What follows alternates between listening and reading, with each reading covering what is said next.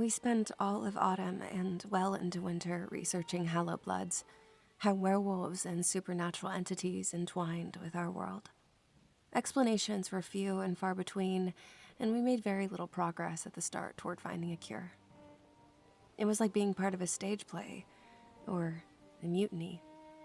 In the day, Ambrose, Caspian, and I all played our parts, the Mercutio to the love between Romeo and Juliet. Leander and Evangeline had since melded into one another. They were two water droplets that finally slid close enough to connect and become something greater. It was all anyone spoke about, and usually did so with envy. As if the whole campus recognized them as royalty, their energy swept silence and awe into every room. They had pieced together a world for one another, one they ruled as a single, loving entity. But still, every day, the beast was becoming sicker and sicker. Still, every day his fangs elongated to sharp points, ropes of muscle went from his shoulders to his two long nails, and his once clean-shaven face was now always peppered with red hair, no matter how often he shaved in the day.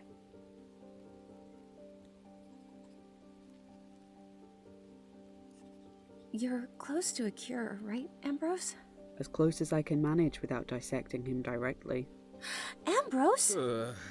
I forget how creepy doctors can be. Not creepy. Well, maybe it is. It's meant to be logical and to the point. Aren't you trained in bedside manner at all? Haven't taken that class yet. Been putting it off, more like. Regardless, thank you for helping us with this. We couldn't have managed otherwise.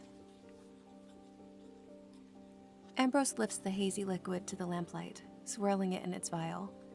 We all look at it, as if an answer to all the insanity of the past couple months would suddenly burst into existence if we stared hard enough. Ambrose sighs, letting their hand fall. It's the best I can do, but I don't even know if it will help. It has to. It's going to. I know it will. But if it doesn't... The atmosphere feels heavy as I start to speak aloud our fears. If it doesn't, we need to be prepared for the worst outcome. And what's the worst outcome? It's clear Caspian doesn't want to ask, but he can't help himself. And I can't bring myself to answer, so Ambrose does it for me instead. The absolute worst case. It's us or him.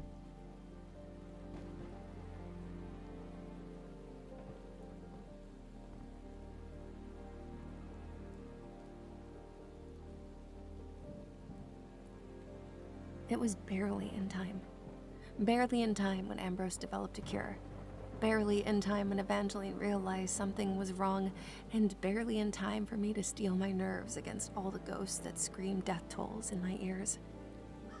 The crows were about that evening.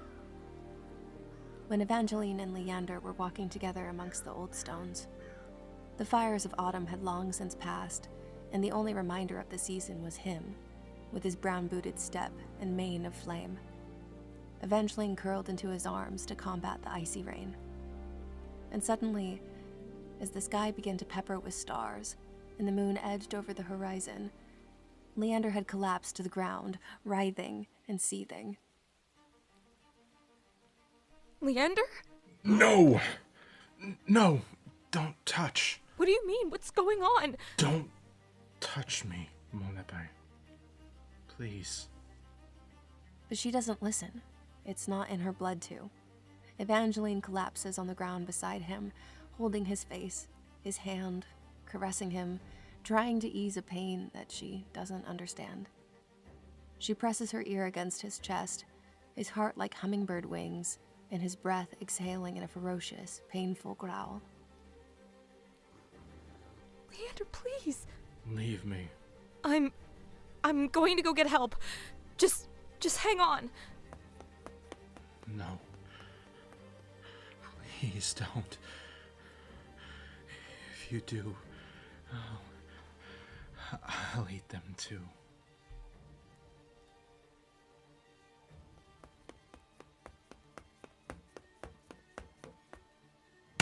Ah, heavens. Evangeline, can't you knock? I need you all right now. I don't know what's happening. Please. There's something wrong with Leander. Fuck. It's happening already? What do you mean it? Quickly, God damn it! Tell me what's going on!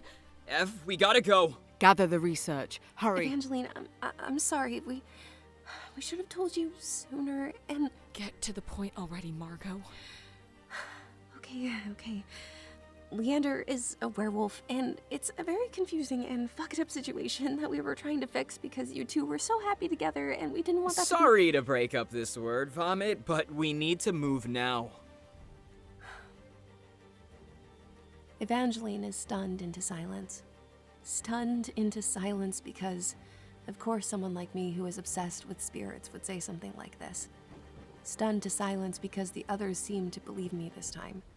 And stunned to silence because, if I am right, what is there to say? Lightning cracks against the window. Run, the rain commands. And run we do. I don't remember much about what I thought as we ran through the night rain into the graveyard. At the time, not much outside our bubble really mattered. Not other students, not classes, not my degree, not even the spirits that plagued me so.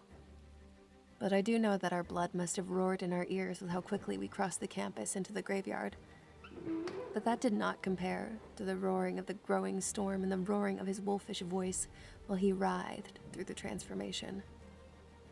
Leander was soaked through when we finally reached him, curled over an unclaimed grave. Leander? Leander, they're here. They're going to help. No! His skin is deathly pale. Does he need blood?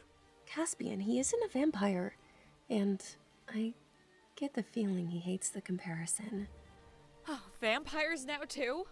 Maggie, wolves also consume blood. They just need meat, too. It might stave off the hunger for a second longer. I guess.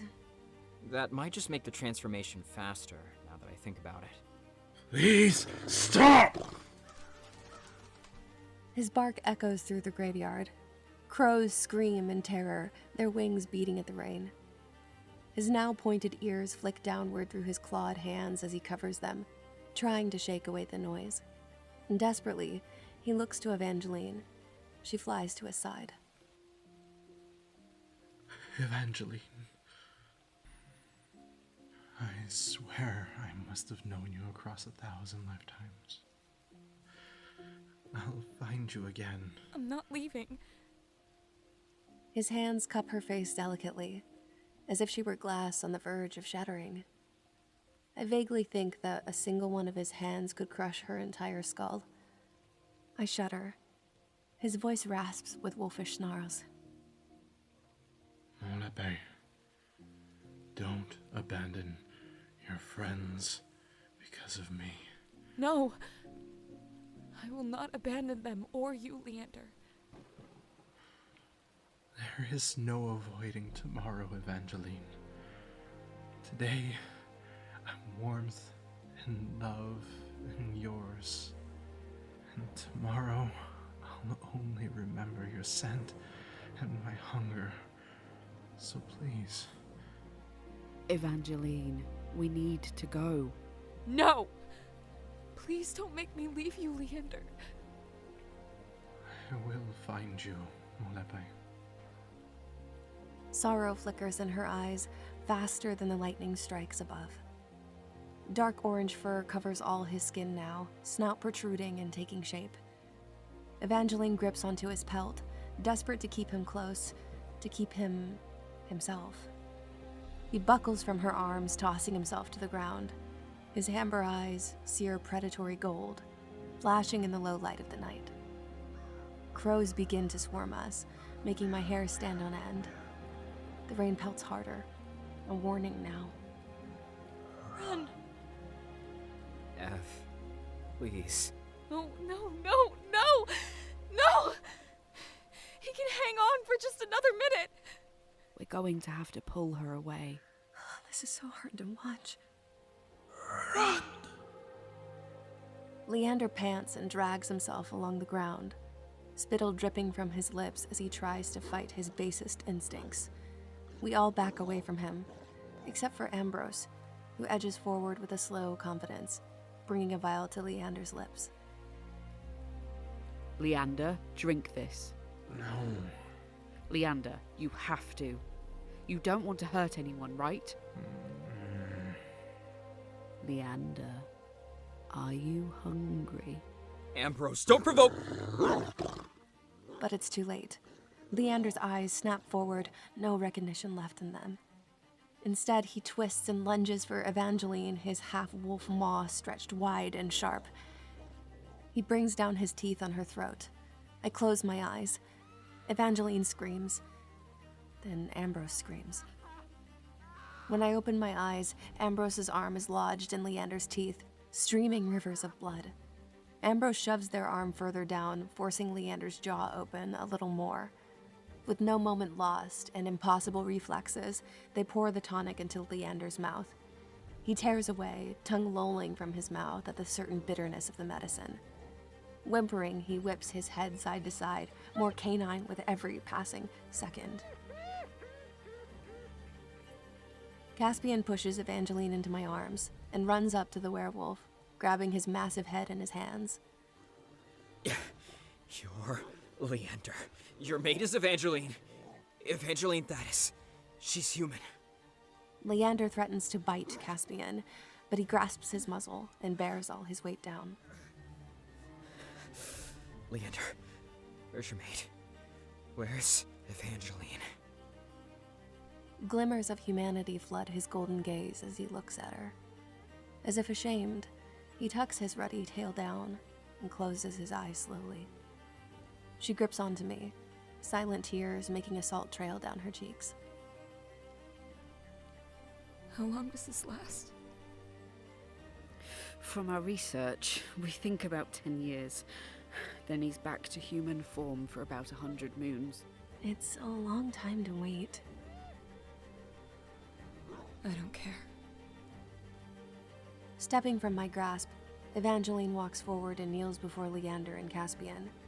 She puts a hand on Caspian's shoulder. Let him go. Evangeline, did you not just watch what he did to Ambrose? No, please. He had taught her that tone, that quiet, confident demand for compliance. Caspian slowly releases the werewolf's jaws, taking a single step back. Evangeline reaches out, rubbing the pain away from Leander's snout. Oh, wait. Every year in autumn, I'll be here and wait. Come find me. She plants a single kiss between his eyes, and even in his wolfish form, I can see him shudder. Then fear settles in, and he bolts away, past the gate and through the rain that turns him into mist. The storm had passed us by, high moonlight now bathing the stones in silver.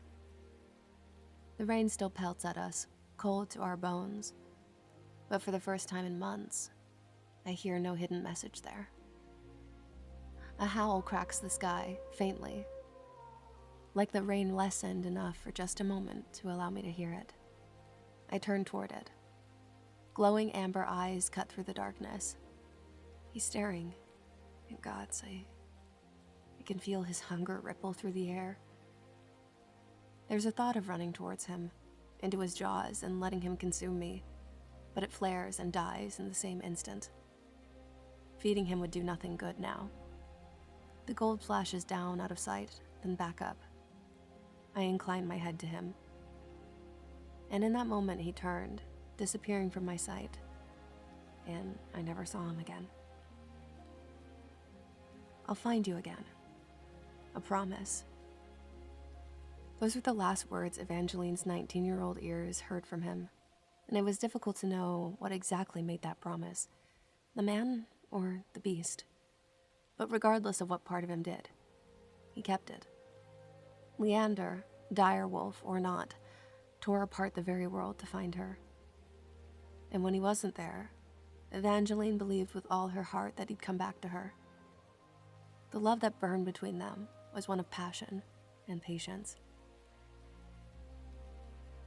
100 moons passed over and over, And though they lived half their lives apart, their time together more than made up for it. It was a lesson that no other pair of lovers in the world ever truly understood, to cherish every single moment. They had to. Their moments were scarce. But the last time he came to the graveyard, he could no longer remember how to cherish anything. Because when he walked to their spot, she was there, waiting. She had waited there for 2 years, under dirt and stone. With the last bit of his wolfish strength, he tore up the ground underneath, desperate to uncover her. Beside an urn, there was a small box, poorly wrapped. Inside there was a note, and it read, I've waited all these years, my dearest. I will not stop waiting, even in death.